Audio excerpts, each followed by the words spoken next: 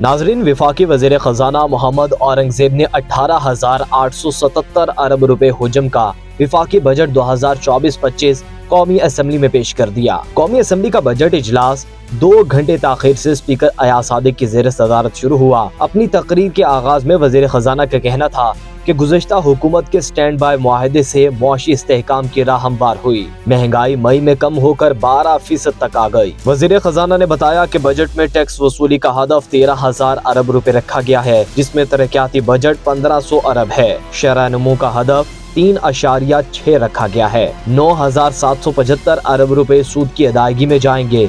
دفاعی بجٹ کے لیے 2,122 ارب، سول انتظامیہ کے لیے 847 ارب، پینشن کے لیے 1,014 ارب اور بجلی و گیس کی سبسڈی کی مد میں 1,013 ارب روپے رکھے گئے ہیں۔ FBR سے حاصل شدہ محصولات کا تخمینہ 12,000 ارب روپے اور حکومت کی خالص آمدنی کا تخمینہ 9,000 ارب روپے لگایا گیا ہے۔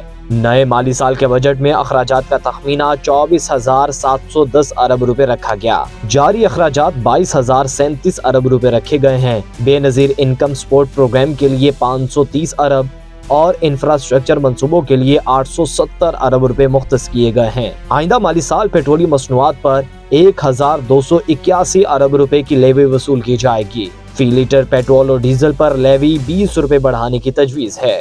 وزیر خزانہ نے بتایا کہ رواں سال FBR کا ٹیکس وصولیوں کا ہدف پورا نہیں ہو سکے گا۔ آئندہ مالی سال کے لیے GDP کا حجم 1,24,150 ارب روپے رہنے کا ہدف ہے۔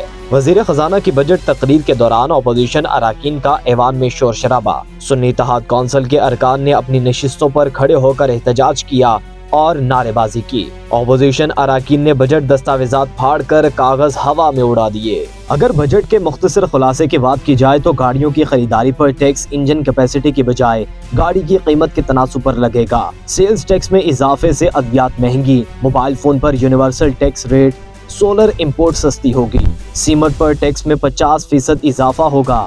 ہائیبریڈ گاڑیوں پر ٹیکس رعایت ختم ہوگی۔ کاغذ پر ٹیکس جبکہ لوہے کا سکریپ پر انکم ٹیکس تو کیا GST بھی ختم کر دیا گیا۔ سوسائٹی کے پلاٹس پر FED لگا دی گئی۔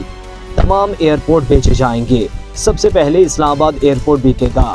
PIA کی بولیاں بھی وصول کی جا رہی ہیں۔ بلیک ورکس کا شعبہ پہلے ہی ختم کر دیا گیا۔